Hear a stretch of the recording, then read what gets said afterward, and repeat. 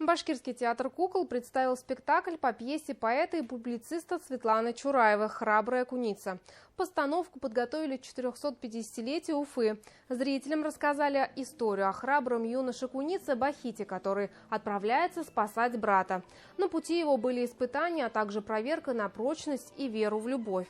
Автором идеи, режиссером, постановщиком стала Ольга Штырляева, актриса и режиссер кукольного театра. Премьера спектакля состоялась 27 мая в Малом зале Башкирского театра оперы и балета. Также зрители смогли увидеть шоу с трюками и услышать музыкальные композиции Марата Файзуллина. Спектакль «Храбрая куница» задумывался как подарок нашему родному любимому городу Уфа на 450-летие. Готовились долго. Очень долго, больше года.